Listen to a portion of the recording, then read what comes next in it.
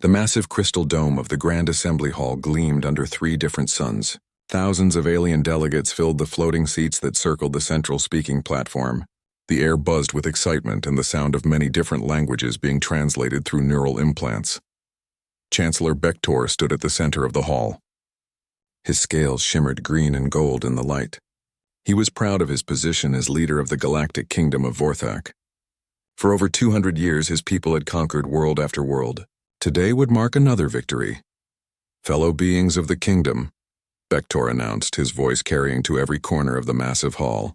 We gather today to discuss the next step in our great expansion. A small primitive world has caught our attention.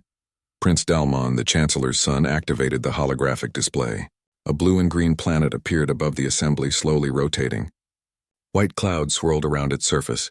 It looked peaceful and defenseless. This world is called Earth, Dalmon said.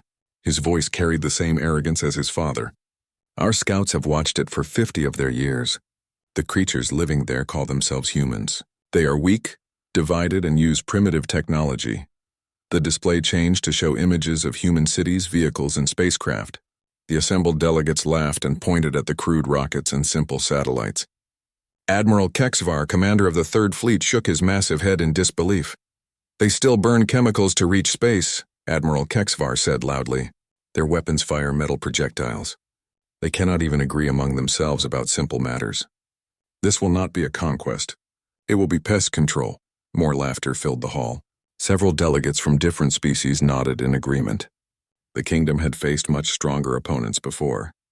Worlds with energy shields, quantum weapons, and unified planetary governments had all fallen to their might. Dalmon continued his presentation. The humans spend more time fighting each other than building defenses. They have no planetary shield, no unified command structure, no energy weapons that could threaten our ships.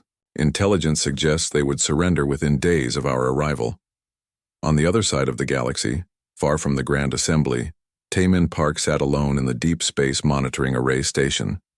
The facility floated in the empty space between Earth and Mars, hidden among what looked like old satellite debris. Banks of advanced sensors surrounded him, constantly scanning the darkness for any sign of danger. Taemin had been monitoring space for 12 years. Most days were quiet. Space was vast and empty. But today something was different. His instruments showed unusual energy readings at the edge of the solar system. The patterns were too regular to be natural. So young, he called to his colleague in the next room. Can you look at these readings? Something is producing organized energy pulses near Pluto. So young Kim walked over to his station carrying a cup of coffee. She had been working the night shift and looked tired. Probably just cosmic radiation bouncing off that old probe we sent out there, she said without much interest. Taemin frowned at his screens. No, this is different. The pattern repeats every few minutes. Natural radiation does not work like that. He adjusted his sensors to get a clearer reading. There, see those spikes? Something is scanning our solar system. So Young leaned closer to look at the data. Her tired expression changed to concern. That does look artificial. How long has this been going on? Started about 6 hours ago, Taemin replied. He pulled up more data on his screen. Whatever is out there, it is moving closer. Very slowly, but definitely moving toward the inner system. Back in the Grand Assembly, the vote was about to begin. Chancellor Bektor raised his ceremonial staff. The matter before us is simple. Do we add this world called Earth to our kingdom? All in favor? Thousands of hands, claws, and tentacles rose into the air. The vote was unanimous. Not a single delegate opposed the invasion of Earth. Why would they? The humans appeared to be the weakest species they had ever encountered. It is decided, Bektor announced. Admiral Kexvar, you will take the Third Fleet to this Earth, crush their resistance and claim the world for our kingdom. We expect your victory report within 1 cycle. Admiral Kexvar stood and saluted. It will be my honor, Chancellor. The Third Fleet will depart immediately. 50,000 ships should be more than enough to handle these primitives. The assembly erupted in cheers and applause. Another world would fall to their might. Another species would bow before the kingdom of Vorthak. It would be glorious and easy. Prince Dalmon smiled as he watched the celebration. Soon he would have another world to add to his growing territory. The humans might even make useful slaves once they were properly trained. Their blue and green world looked like it would be a pleasant place to build a new palace. The massive war fleet began preparing for departure. Soldiers loaded weapons that could melt mountains. Engineers fueled ships that could cross galaxies in days. Commanders planned victory parades for their return. Everyone was excited about the easy conquest ahead. Meanwhile, in the monitoring station, Taemin and So-Young watched their instruments with growing alarm. The energy signatures were getting stronger and more numerous. Whatever was approaching Earth was big and carried advanced technology. "We need to contact Earth Defense Command," So-Young said quietly. She was no longer tired. Fear had replaced her exhaustion. Taemin nodded and opened a secure communication channel. "Earth Defense Command, this is Deep Space Monitor Station 7. We have detected multiple artificial energy sources approaching from outside the solar system. Recommend immediate alert status." The response came quickly. "Station 7, this is Do-Hyun Lee at Defense Command. We have been tracking the same signals. Maintain full surveillance and report any changes immediately. Additional monitoring stations are being activated." As the Kingdom of Vorthak celebrated their upcoming victory, humanity quietly prepared for something they had been expecting for a very long time. The aliens thought they had found an easy target. They had no idea how wrong they were about the humans of Earth. The vote had been cast. The fleet was ready. The invasion would begin soon. But the kingdom's folly was already starting, even though they did not know it yet. Commander Helrix guided his scouting fleet through the outer edge of the human solar system. 200 of the kingdom's most advanced ships moved in perfect formation. Their sensors scanned ahead, looking for the primitive defenses they expected to find. "Report," Helrix commanded from his command chair. The bridge around him was filled with confident officers preparing for an easy mission. "Sir, we are detecting basic communication satellites around the third planet," his sensor officer replied. "Just as intelligence predicted. Simple radio signals and primitive data transmissions. No energy weapons or defensive grids detected." Helrix nodded with satisfaction. "Exactly as Prince Dalmon told us. These humans are even more backward than our worst estimates." He looked at the tactical display showing Earth as a small blue dot ahead of them. "Maintain course. We will be in orbit within 6 hours." The Vorthak ships continued their approach, completely unaware that every movement was being watched and recorded. Hidden among the space debris and old satellites, advanced human sensors tracked their progress with perfect accuracy. On Earth, Do-Hyun Lee stood in the command center of the Planetary Defense Initiative. The room looked like any other government office with simple desks and basic computer terminals. But beneath the ordinary appearance lay technology that would shock the approaching aliens. "Status report," Do-Hyun called to his team. Mira Choi looked up from her communication station. 200 enemy ships confirmed. "They are maintaining standard formation and using active sensors. They seem to think we cannot detect them." Woo Jin Nam studied his tactical displays. "Their approach vector suggests they plan to establish orbit around Earth. Classic intimidation pattern. They want us to see their ships and surrender immediately." Do-Hyun smiled grimly. "Let them think their plan is working. Continue passive observation only. Do not activate any defensive systems until they make the first move." Meanwhile, on the other side of the facility, Yoonji Yang worked frantically to decode the alien language patterns. Her computers analyzed every transmission from the approaching fleet. The translation algorithms worked through thousands of possible meanings and linguistic structures. "I'm getting their basic language structure," Yoonji announced. "They use standard mathematical principles for navigation, so their number system is easy to understand. Their command protocols follow logical patterns too." Junho Seo, the military liaison, leaned over her shoulder to look at the translation work. "What are they saying to each other?" "Mostly routine navigation and status reports," Yoonji replied. "But I am picking up some interesting comments. They keep referring to us as primitives and easy targets. They seem very confident about this invasion." Back in space, Commander Hel Rix received an urgent message from his lead scout ship. "Commander, we are detecting some unusual readings ahead. The space around the human world seems to contain more debris than expected." Helrix studied the sensor data on his personal display. "Explain unusual." "Sir, there are thousands of objects in orbit around their planet and moon. Most appear to be old satellites and space junk, but some of the energy signatures are strange." "Strange how?"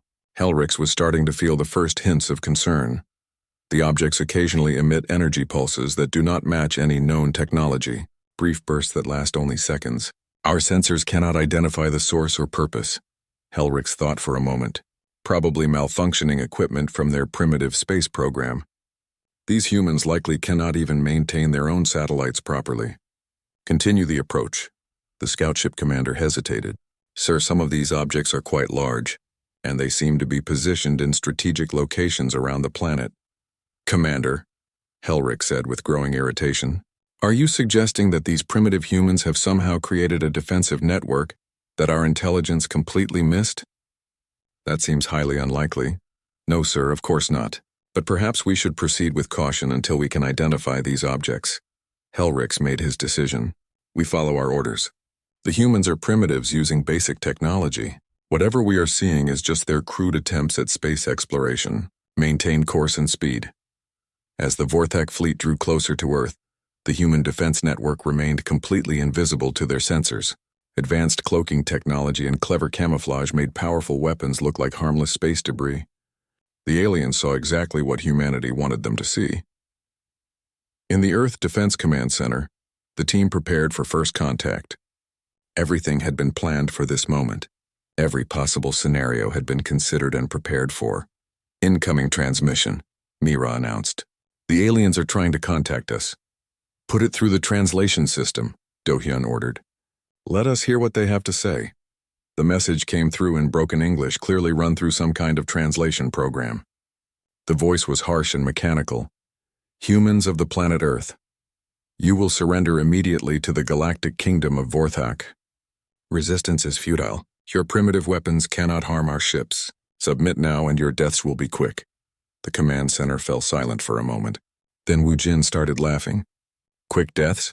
How generous of them. Do-hyun raised his hand for silence. Do not respond yet. Let them think we are too frightened to answer. Meanwhile, continue gathering intelligence on their fleet composition and capabilities. Yoonji worked furiously at her translation computers. I am breaking down their communication protocols. Every message they send teaches me more about their language and command structure. Give me another hour and I will be able to understand everything they say. Commander Helrix waited for a response from the humans. Minutes passed with no reply. His communications officer tried different frequencies and languages, but Earth remained silent. Perhaps they are too primitive to understand our message, suggested his second-in-command. Or too terrified to respond, Helrix replied. Either way, silence means they recognize our superiority. Prepare to enter orbit around their planet. We will give them a close look at our weapons and see if that encourages them to surrender. The Vorthak fleet moved into position around Earth, their ships visible to anyone who looked up at the night sky. The aliens expected panic, chaos, and immediate surrender. Instead, the planet below remained strangely calm. On Earth, Do-hyun received reports from around the globe. All defensive positions report ready. Lunar installations are online. Mars base is standing by. Asteroid belt mining platforms have been converted to weapons platforms. Jun-ho studied the tactical situation. The aliens have positioned themselves exactly where we predicted they would. Their formation is standard textbook stuff. No creativity or adaptation to local conditions. Perfect, Do-hyun said quietly. They are making this easier than we hoped. Continue monitoring their communications. When they finally realize what they have stumbled into, we want to hear every word. The stage was set for first contact between humanity and the Galactic Kingdom of Vorthak. The aliens were confident in their superiority and certain of their victory. The humans were ready to show them just how wrong they could be about Earth's defenders. Admiral Kexvar's massive command ship emerged from hyperspace at the edge of Earth's solar system. Behind him came the greatest fleet the Galactic Kingdom had ever assembled for such a minor conquest. 50,000 warships stretched across space like a metal cloud, each one capable of destroying cities with a single shot. Magnificent, Admiral Kexvar said as he watched his fleet take formation. The humans will see this armada and know their fate is sealed. He turned to his tactical officer. Status report on the scout fleet? Commander Helrix reports the planet is secured, sir. No resistance detected. The humans appear to be hiding in their cities, probably too frightened to respond to our surrender demands. Admiral Kexvar laughed, a sound like grinding metal. Excellent. Signal the fleet. We begin the attack immediately. Target their major population centers. A few demonstrations of our power should bring quick surrender. The order went out across the vast fleet. thousands of ships moved toward Earth, their weapons charging with deadly energy. The aliens expected this to be the shortest conquest in kingdom history. On the moon's hidden dark side, Hyunwoo Park sat in the command center of Luna Defense Platform Alpha. The facility had been built deep underground over many decades, completely invisible to outside observation. Around him, dozens of technicians monitored weapon systems that had been waiting patiently for this moment. Incoming transmission. From Earth Defense Command, his communications officer announced, Do Hyun. Lee's voice came through the speakers clearly. Luna Base, this is Earth Command. The enemy fleet is beginning their attack. You are authorized to engage at your discretion. Hyunwoo smiled grimly. Understood, Earth Command. Luna Base is ready to show our visitors that the moon has teeth. Meanwhile on Mars, Soo-Jin Kim watched the approaching Vorthak fleet through her long-range sensors. The Mars strike fleet had been disguised as mining equipment and research stations for decades. Now it was time to reveal their true purpose. All ships, this is Mars Command. Soo-Jin broadcast on the secure channel. Enemy fleet is approaching Earth. Prepare for combat operations. Remember, we have trained for this day our entire lives. In the asteroid belt, Jae Sung-oh commanded what appeared to be a simple mining operation. Massive ships moved slowly between the floating rocks, extracting minerals and building materials. But at his command, the mining vessels began to transform. Hidden weapon systems emerged from their hulls. Cargo bays opened to reveal fighter squadrons. The entire mining fleet revealed itself as a perfectly disguised military force. The first Vorthak attack began with a coordinated strike on Earth's major cities. Hundreds of ships opened fire simultaneously, sending powerful energy beams toward the planet's surface. The aliens expected to see cities burn and civilizations crumble. Instead, their weapons struck invisible barriers that flared briefly with blue light before absorbing the energy completely. Every beam, every missile, every attack was stopped by shields that should not have existed. Impossible, shouted the Vorthak fleet commander. Our sensors detected no defensive systems. Admiral Kexvar stared at his tactical display in disbelief. Fire again! Increase power. These primitives cannot have technology that advanced. The second wave of attacks met the same fate. Earth's cities remained completely unharmed, while their planetary defense grid absorbed energy that could have destroyed mountains. But the real shock was yet to come. Around Earth's moon, space began to shimmer and twist. Massive installations decloaked, revealing weapon platforms larger than most Vorthak ships. The Luna defense grid had been hidden for so long that space dust had settled on its camouflaged surfaces.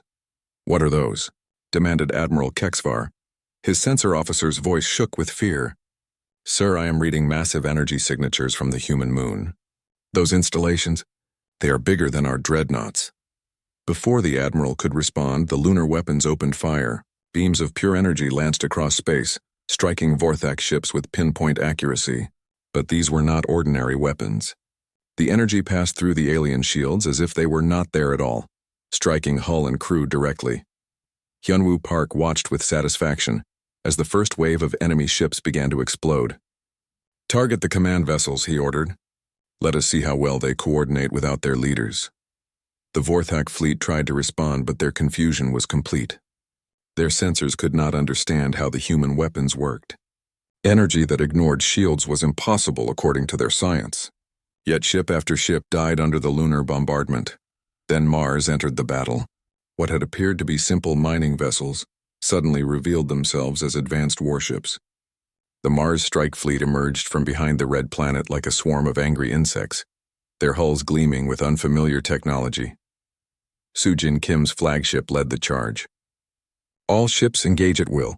Show them what human engineering can accomplish. The Mars fleet moved unlike anything the Vorthak had ever seen. Human ships seemed to phase in and out of normal space, appearing behind enemy vessels without warning. Their weapons fired from impossible angles, as if the laws of physics bent around them. Admiral Kexvar's command ship shuddered under fire from an enemy he could barely detect. How are they doing this? Our technology is supposed to be superior. His science officer worked frantically at his instruments. Sir, the human ships appear to be using some form of dimensional manipulation. They are not moving through normal space at all. That is impossible. No species has mastered dimensional technology. Tell that to the humans, sir. The asteroid belt miners completed their transformation just as the Vorthak fleet tried to retreat. Suddenly, the space around them filled with automated weapons platforms. What had looked like simple mining equipment revealed itself as the largest collection of firepower in the solar system. J-Sung-O broadcast on all Vorthak frequencies. Attention alien fleet, you are surrounded. Your weapons cannot penetrate our defenses. Your ships cannot escape our weapons. Surrender now or be destroyed. The response was immediate and desperate. The remaining Vorthak ships fired everything they had at the asteroid belt platforms. The attack was massive, concentrated, and completely useless. The human platforms absorbed the energy and used it to power their own weapons. Impossible, Admiral Kexvar whispered, as he watched his mighty fleet being systematically destroyed by enemies who should not have existed. The intelligence report said they were primitives. How could we have been so wrong? His tactical officer looked up from his damage reports. Sir, we have lost over 30,000 ships. Our weapons have no effect on their defenses. And sir, there is something else. What? The human ships that are destroying us. According to our sensors, some of them are older than our entire civilization. Admiral Kexvar felt cold fear creep up his spine. How old? The energy signatures suggest some of those ships have been in service for thousands of years. Sir, I do not think these humans are what we thought they were. The Great Third Fleet of the Galactic Kingdom of Vorthak, pride of their military and conqueror of 100 worlds, died in the space around Earth in less than 6 hours. The few surviving ships fled back toward Kingdom space, carrying with them a message that would shake the very foundations of alien civilization. Humanity was not primitive. They were not weak, and they had been waiting for this invasion for a very long time. The survivors of Admiral Kexvar's fleet limped back toward Kingdom space, their ships badly damaged and their crews in shock. What should have been a quick victory had turned into the worst military disaster in Vorthak history. The message they carried would change everything, but the humans were not done with them yet. Deep in the captured command ship of a Vorthak cruiser, Gite Song removed his disguise and revealed his true identity. For 20 years he had lived among the aliens as a captured human scientist. The Vorthak thought they had been interrogating him for information about Earth's defenses. In reality, he had been feeding them lies and gathering intelligence. Computer, open secure channel to Earth Defense Command, Gite said as he accessed the ship's communication system. Du Hyun Lee's face appeared on the screen. Agent Song, excellent work. Your false intelligence reports were perfect. The Vorthak attacked exactly where and how we predicted. Gite smiled. They never suspected a thing. I told them we were afraid of their technology and barely had spaceflight capability. They believed every word because it matched what they wanted to hear. What is the status of the fleeing ships? 17 vessels escaped the battle. Their crews are terrified and confused. But more importantly, I have access to their entire communication network. We can hear everything they say. On Earth, Young Lee worked in the Intelligence Analysis Center, processing the flood of intercepted alien communications. As the Vorthak ships fled, their crews sent panicked messages back to their homeworlds. The translation computers worked frantically to decode every transmission. This is incredible, Nayoung announced to her team. Listen to what they are saying to each other. She played back a recorded transmission from one of the fleeing ships. Command, this is Captain Veltar of the cruiser Domination. The humans are not what we thought.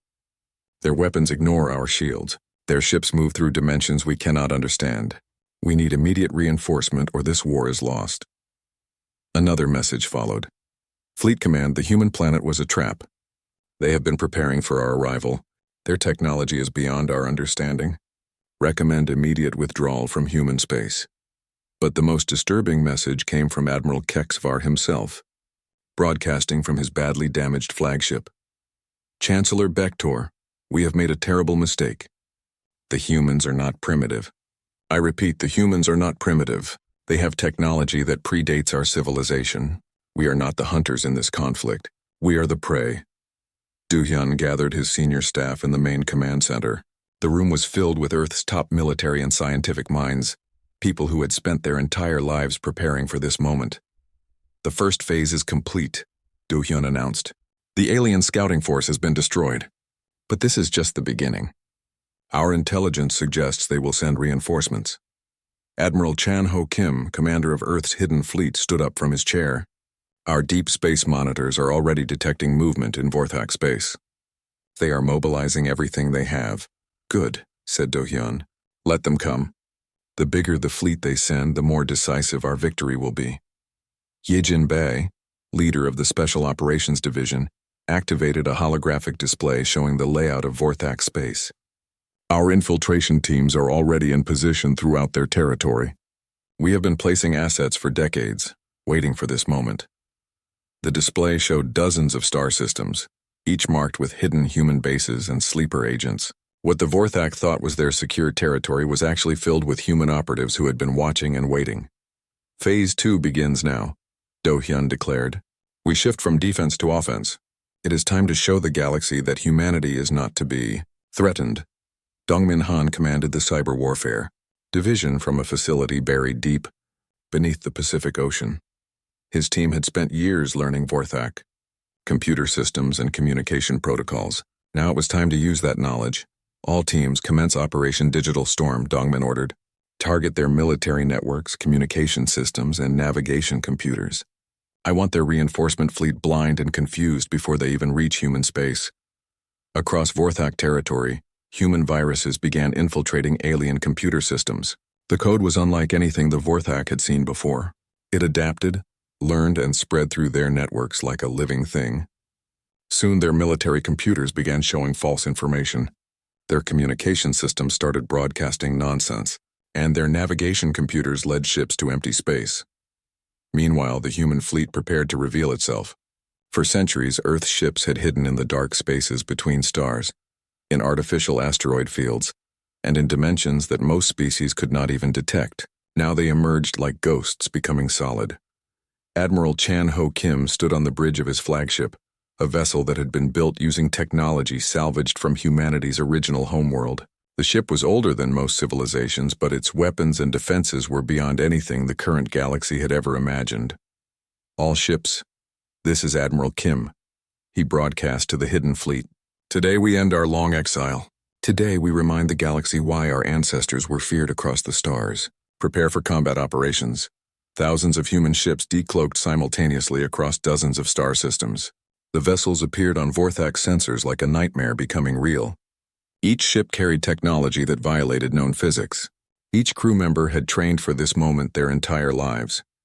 Yejin Bae led the first strike team into the heart of Vorthak space. Her ships used dimensional technology to appear directly inside enemy star systems, bypassing all their outer defenses. The psychological effect was devastating. This is impossible, gasped a Vorthak system commander as human ships materialized around his space station. How did they get past our sensors? Yejin opened a communication channel to the alien station. This is Commander Yejin Bae of the Human Defense Force. Your fleet attacked our home without provocation. Now you will face the consequences.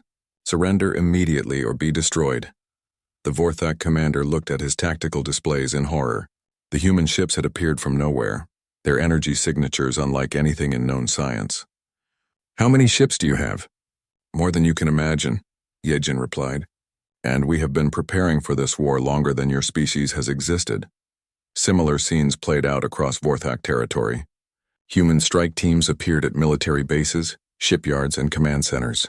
The aliens found themselves under attack in places they had thought were completely secure. Back on the alien homeworld of Nexus Prime, Chancellor Bektor received the first reports of the human counterattack with disbelief and growing terror. Sir, his military aide said with a shaking voice, we are receiving reports of human attacks in 17 different star systems. Their ships appear to be using some form of instant transportation. Our defensive fleets cannot respond fast enough.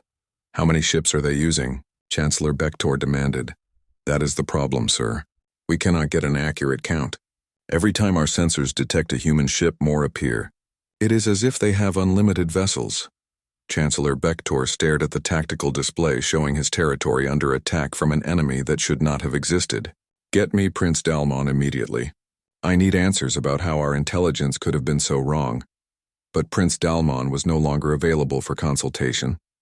His command ship had been one of the first targets of the human counterattack. Yejin Bae's team had captured him personally, along with all his military records and strategic plans. Welcome aboard a human ship. Prince Dalmon, Yejin said as the alien prince was brought to her bridge. I hope you enjoyed your vote to invade Earth, because that decision has just cost your kingdom everything. The hunter had become the hunted. The galactic kingdom of Vorthak, which had ruled through fear and superior technology for centuries, was learning what it felt like to be on the receiving end of an overwhelming attack. And this was still just the beginning of humanity's response. Chancellor Bektor stood in the emergency session of the Grand Assembly, his scales pale with fear and rage. The same hall that had voted so confidently to invade Earth now buzzed with panic and confusion. Reports of human attacks flooded in from across the kingdom's territory. This is impossible, Bektor roared at his military commanders. You told me the humans were primitives. You said their conquest would take days. Now half our fleet is destroyed and they are attacking our home systems. General Morcax, the kingdom's highest-ranking military officer, tried to explain. Chancellor, our intelligence was accurate based on all available data. The humans deliberately deceived us.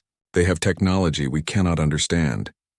Then explain how a species that was supposed to be using chemical rockets is now destroying our most advanced chips. The assembly hall filled with angry voices from delegates whose homeworlds were under attack. The Vorthak Empire was learning what it felt like to be on the receiving end of an overwhelming military force. Admiral Zek Ron, commander of the First Fleet, stepped forward. Chancellor, I request permission to mobilize our reserve forces. The entire First and Second Fleets combined. Over 150,000 ships. Surely this will be enough to crush any enemy. Bektor nodded grimly. Do it, send everything we have. These humans must be destroyed before they destroy us. On Earth, Minsu Park analyzed the massive fleet gathering in Vorthak space through long-range sensors. The Intelligence Analysis Center had been tracking alien military movements for weeks, watching as the kingdom gathered its greatest armada. The readings are incredible, Minsu reported to the command staff. They are bringing ships from every corner of their territory. This will be the largest fleet ever assembled in this galaxy. Haewon Song coordinated the evacuation of non-essential personnel from Earth to the hidden colony worlds. All civilian transports are standing by. If this battle goes badly, we can protect our population in the backup settlements. Do-hyun Lee studied the tactical projections with concern. This is what we expected, but it is still impressive. They are bringing weapons we have never seen before. Planet-killer missiles, reality-warping bombs, temporal disruption devices. Sung-ho Lee, commander of Earth's deepest defense systems, smiled grimly. Let them bring their superweapons. We have a few surprises they have never imagined. Deep beneath Earth's surface, in facilities that had been built over thousands of years, ancient human technology began to activate. Weapons and defenses that had been waiting since humanity first settled on Earth started coming online. Meanwhile, throughout the galaxy, other human forces were revealing themselves. Youngjin Kim commanded fleets that emerged from hidden bases in distant nebulae.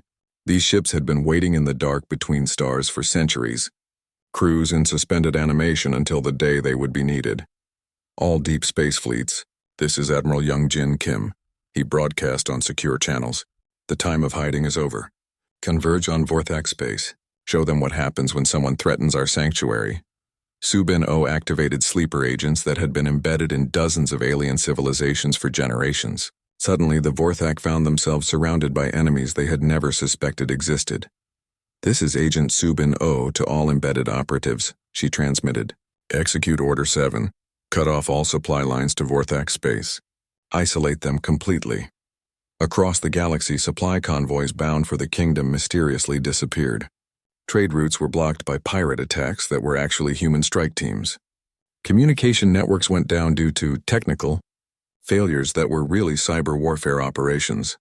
The Vorthak kingdom found itself completely cut off from outside support just as they prepared for the greatest battle in their history.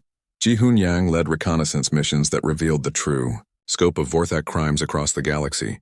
His teams uncovered evidence of genocide, slavery, and the destruction of entire species. The intelligence gathered painted a picture of an empire built on cruelty and oppression. Command. This is Yang. You need to see what we found on their archive worlds, he reported back to Earth. The Vorthak have destroyed over 40 intelligent species in the past 500 years. Billions of beings enslaved or killed for refusing to submit. Do-hyun studied the evidence with growing anger. So this is not just about defending Earth anymore. This is about justice for every species they have destroyed. The human war plan shifted. What had begun as planetary defense was now becoming something much larger. The Vorthak kingdom had to be stopped permanently. Prince Dalmon, still held prisoner aboard Yejin Bey's ship, watched the preparations with growing horror. "You do not understand what you are doing," he told his captors. "The kingdom has allies. Other species will come to our aid."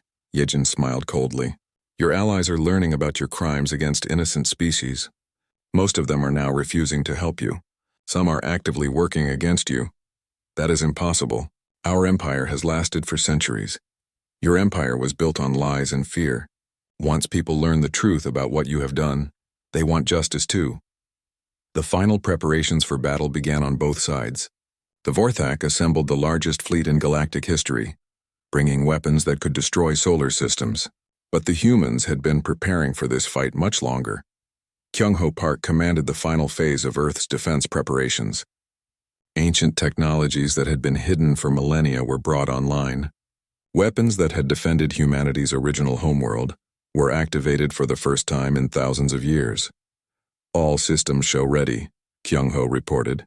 "The deep defense grid is online. The dimensional weapons are charged. The quantum deflectors are active." Yoon-Soo Kim coordinated with the Mars and Luna bases to create an integrated defense network that spanned the entire solar system. When they arrive, they will find that our entire solar system has become a fortress. But the humans were not content to merely defend. They were going on the offensive. So Min-young prepared the assault fleet that would carry the war directly to the Vorthak homeworld. Target is Nexus Prime itself. We end this where it started. One young Han made final preparations for the occupation forces that would take control of Vorthak territory after the battle. "We will not just defeat them. We will ensure they can never threaten anyone again." Da-Yoon Seo coordinated with alien resistance groups throughout Vorthak space. Species that had been oppressed for generations were rising up against their overlords. The uprising is spreading. Half their territory is in revolt. As the massive Vorthak fleet prepared to depart for Earth, they had no idea that their empire was already falling apart behind them. The humans had turned their greatest strength, their vast territory, into their greatest weakness. The final battle was about to begin. But the Vorthak had already lost the war. They just did not know it yet. Chancellor Bektor stood on the bridge of his personal dreadnought as the largest fleet in galactic history prepared to depart. "Today we crush these humans once and for all. Today we show the galaxy that the kingdom of Vorthak cannot be defeated." His words were broadcast across the fleet, but many of his soldiers were already wondering if they were marching to victory or to their doom. The reports from the first battle had been terrifying.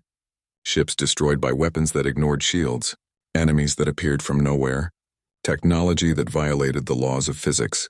Still, surely their numbers would be enough. Surely no species could stand against 150,000 warships. They were about to learn just how wrong they could be about the humans of Earth.